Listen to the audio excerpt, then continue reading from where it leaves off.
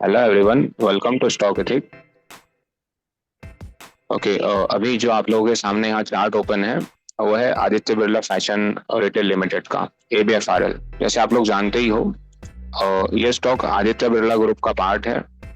और फिलहाल आज के दिन इसमें आप लोगों को एक अच्छी सेलिंग देखने को मिल रही होगी। स्टॉक काफी डाउन आया हुआ है। अगर आप स्टॉक को देखो तो काफी अच्छा करेक्शन कर गया है ये। अगर मैं इसको यहाँ टॉप से चेक करता हूँ तो टॉप से लेकर अभी जहां ये ट्रेड कर रहा है वहां पर अभी इसमें करेक्शन हो गई है लगभग ऑलमोस्ट 133 रुपीज से लेकर के आज का जो लो था 44% के आसपास। तो इतना अच्छा करेक्शन इसमें हो गया है। सो फिलहाल क्या इसमें कोई अपॉर्चुनिटी है?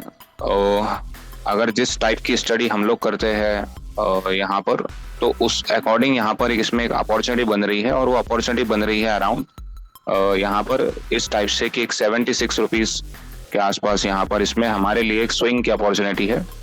और काफी छोटा रिस्क है। 76 पर इसमें एक एंट्री बनती है और इसमें 72 का स्टॉप लॉस है। यहाँ पर आप इसको ऐसे मान करके चल सकते हो 72 रुपीज का। सेम चीज मैंने जैसे बताया था आप लोगों को पहले भी कि हमारे ग्रुप में अपडेटेड रहती है। काफी अच्छे लेवल पर आज ये ट्रेड करने लग रहा है। आगे फिलहाल हमारा इसमें जो एक पहला टारगेट हम इसमें यहाँ पर 84 का मान करके चल रहे हैं कि यहाँ 84 पर हम अपना पहला टारगेट इसमें बुक करेंगे। और स्टॉक के फंडामेंटल्स पर भी मैं आपको लेकर के चलूंगा अभी 2 मिनट में। तो ये मैंने आप लोग को यहाँ पे बता दिया।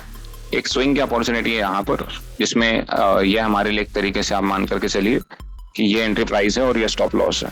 ठीक है, अब आपको मैं यहाँ पे लेकर के आया हूँ स्क्रीनर के ऊपर। हम यहाँ इसके थोड़ा से फंडामेंटल्स पे डिस्कस कर लेते हैं।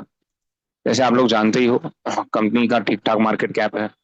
उसके साथ स्टॉक प्राइस यहाँ पर अगर इसको हम देखें 77 रुपीज से चल रहा है अभी। और बुक वैल्यू इसका था 55। बहुत ज्यादा दूर नहीं है बुक वैल्यू से। बुक वैल्यू के पास में ही यहाँ पर एक हमारे लिए इसमें एक स्विंग की अपॉर्चुनिटी है। ROC आपको नेगेटिव दिखा रहा होगा, बट जैसे मैंने बताया आपको कि ऐसा इसलिए होता है क्योंकि कंपनी अगर अपना बोरिंग वगैरह बढ़ा देती है इस कारण से। दूसरी बात, यहाँ पर हमें सिर्फ ROC कोई नहीं देखना है। और बोरिंग ROC जिस कारण से कम हो गया है बोरिंग के बढ़ने से, तो सिर्फ बोरिंग को डायरेक्टली नहीं देखना है आपको। ये देखना होता है कि कंपनी के पास में उतना खुद का पैसा भी है या नहीं।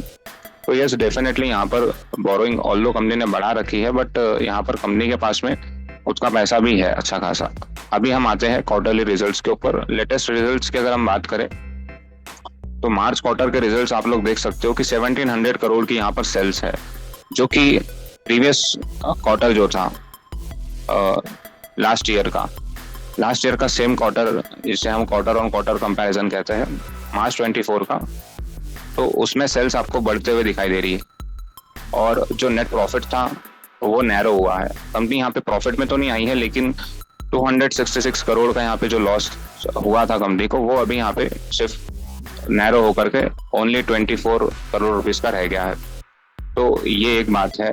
आगे हम बढ़ते हैं इसमें, तो आगे आपको चीजें और देखने को मिलेंगी ईयरली बेसिस पर। ईयरली बेसिस पे अगर आप देखो तो यहाँ पर कंपनी लास्ट कुछ ईयर से अपनी सेल्स बढ़ाते चल रही थी। इस साल थोड़ी सी सेल्स कम रही है। देखिए, ऐसा इस पर्टिकुलर अकेली कंपनी के लिए नहीं है, ये सभी के लिए है, क्योंकि बिकॉज ऑफ एक स्लो डाउन यहाँ जो हमें हमारी इकोनॉमी में देखने को मिला उस कारण से। बाकी चीजें अगर हम बात करें तो वो बराबर ही है, बस थोड़ी सी यहाँ पर आपको मार्जिन कम होते हुए दिखाई देने को मिल रही होंगी। और जो लास्ट ईयर लॉस कंपनी करते आ रही थी वो लॉस थोड़ा कम हुआ है इस बारी। तो हम ये देख सकते हैं कि कंपनी थोड़ा अपने आप को ऐसा बोल सकते हैं कि कंपनी प्रॉफिट की तरफ बढ़ने लग रही है। बैलेंस शीट के ऊपर नजर घुमा लेते हैं एक बारी। तो बैलेंस शीट आपको एक हेल्दी बैलेंस शीट यहाँ नजर आने लगती है। कंपनी ने यहाँ पर अपने रिजर्व्स कंपनी बढ़ाते जा रही है कंटिन्यूअसली। लोन इस बारी थोड़ा कम किया हुआ है, ठीक है। और फिक्स्ड एसेट्स नो डाउट थोड़े कम किए हैं इन्होंने, क्योंकि लोन को सेटल करने के लिए यहाँ पर इस तरीके की चीजें करी गई है। कैश फ्लो भी काफी हेल्दी है यहाँ पर। तो अगर हम इसमें ऐसा देखें, किसी भी कंपनी को हमें जैसे जो पॉइंट्स मैंने आप लोगों को बताया है, इतना ही अगर आप लोग देख लेते हो तो मोर देन इनफ हो जाता है किसी भी कंपनी के फंडामेंटल्स को देखने के लिए। अब बात करते हैं, ये तो था Aditya Birla fashion retail limited के बारे में ना।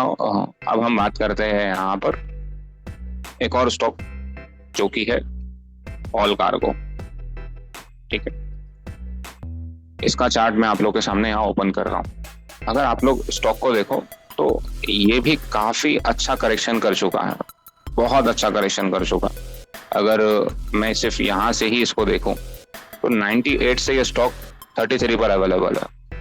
राइट, मतलब कितना ज्यादा करेक्शन इसमें हो गया, मोर देन 65% के आसपास करेक्शन ये बनता है यहाँ से, 66% के आसपास। राइट, और अगर यहाँ से चीजें ठीक होने लगती है तो आप लोग को पता ही है कि यहाँ से ये रिटर्न क्या हो जाएंगे करके।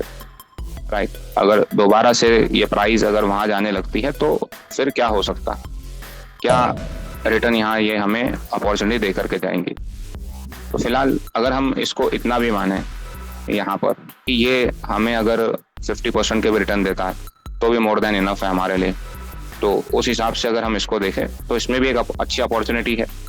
ये किस बेसिस पर है, तो ये इसके पीछे कुछ स्टडी है जहाँ से हमें चार्ट में समझ में आने लगता है। इसे अभी क्यों रिकमेंड किया जा रहा है, तो ये इसलिए क्योंकि अभी फिलहाल के लिए स्टॉक में एक अच्छा मोमेंटम बना हुआ देखने को मिल रहा है हमें, जो प्राइस को आगे अच्छा पुश कर सकता है और जिससे हमारे अच्छे रिटर्न्स जनरेट हो सकते हैं। फिलहाल टेक्निकल चार्ट के बारे में ज़्यादा डिस्कशन ना करते हुए मैं आप लोग को यहाँ पर इसमें भी कुछ चीज़ें दिखाने के लिए लेकर के आया। यहाँ पर हम इसको सर्च करेंगे और यहाँ आप लोग देखो तो ये स्टॉक ROC इसका पॉजिटिव में है, डेट टू इक्विटी बिलो 1 है जो हमें चाहिए है। क्वार्टरली रिजल्ट्स की अगर हम बात करें, सेम वही हम कंपैरिजन करेंगे मार्च 24 का मार्च 25 से, तो यहाँ आप लोग क्लियरली देख सकते हो कि सेल्स यहाँ पर कंपनी की अच्छी होने लग रही है, सेल्स में इंप्रूवमेंट आने लग गई है। सेम चीज प्रॉफिट में भी देख सकते हैं। लास्ट ईयर जो लॉस था 12 करोड़ रुपए का, वो अभी नैरो होकर के सिर्फ 3 करोड़ का रहा है। और अगर हम ईयरली बेसिस की बात करें तो ईयरली में भी हमें सेल्स अच्छी इंप्रूव होते दिखाई देने लग रही है। यहाँ से अगर आप देखो तो कंटिन्यूसली कंसिस्टेंटली कंपनी ने सेल्स अच्छी अपनी लेकर के आए हैं। अभी वापस थोड़ा सा लास्ट ईयर खराब रहा था, लेकिन वो इम्प्रूवमेंट हमें इस साल में देखने को मिल गए। और नेट प्रॉफिट की बात करें तो नेट प्रॉफिट लास्ट ईयर जितना नहीं हुआ है, बट ठीक है, कंपनी इस बार कम से कम लॉस में नहीं गई है। इसके बाद बैलेंस शीट के ऊपर नजर घुमाते हैं तो यहाँ आप लोग को देखने को मिल रहा है कि कंपनी ने अपने थोड़े रिजर्व्स कम किए हैं लास्ट कुछ टाइम से, और वो चीज़ हमें यहाँ से ये बता रही है कि कंपनी ने यहाँ पर एक और चीज़ हुई है यहाँ पर कि बोरोइंग्स थोड़ी बढ़ा दी है, और साथ में फिक्स्ड एसेट्स जो थोड़े कम किए थे इससे पहले बड़े हैं। राइट, और कैश फ्लो हेल्दी है, लास्ट ईयर जैसा नहीं है।